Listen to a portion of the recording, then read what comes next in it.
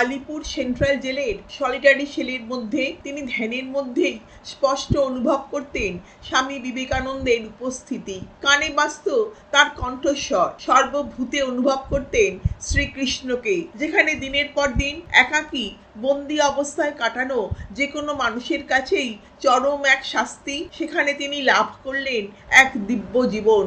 বিপ্লবী থেকে হয়ে উঠলেন ঋষি অরবিন্দ।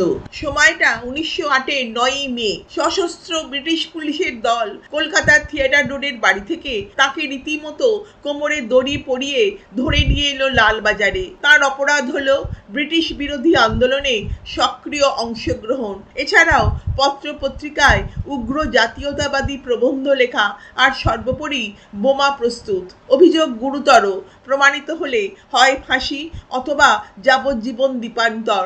এত বড় অপরাধীকে অন্য কয়েদিদের সঙ্গে রাখার ঝুঁকি নিতে চাইলেন না ব্রিটিশ গভর্নমেন্ট। তার ঠাঁই হলো আলিপুর জেলের 9 ফুট বাই 6 ফুটের ছোট্ট একটা জানলাবিহীন গারদে। বাইরে বেরোনোর হুকুম নেই, সারাটা দিন শুধু এই 4 দেওয়ালের মধ্যে বন্ধ থাকা। এই কারাবাসের আগে বাড়িতে অল্প বিস্তর ধ্যান করার অভ্যেস তাঁর ছিল। খানিকটা বাধ্য হয়েই সময় কাটানোর জন্য এখানেও শুরু করলেন ধ্যানাভ্যাস। কিন্তু 1-1.5 ঘন্টা ধ্যানের পরই বিদ্রোহ শুরু করে যেত মন। মাথায় আসতো হাজার হাজার অসংযত অসংলগ্ন চিন্তা। তিনি বেশ বুঝতে পারতেন মনের ওপর তার কোনো কন্ট্রোলই নেই।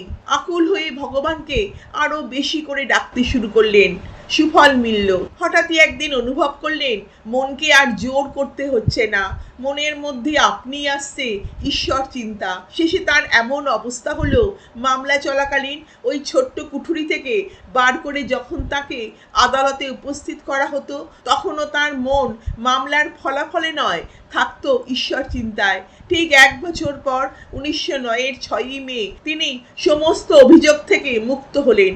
কিন্তু জেলের ক্ষুদ্র সেলে বসে যে আধ্যাত্মিক জগতের সন্ধান তিনি পেয়েছিলেন, তাতে আর বৈপ্লবিক জগতে ফিরে যেতে মন চাইল না। পরের বছরই এপ্রিলে চলে গেলেন ফরাসি অধিকৃত পন্ডিচেরিতে।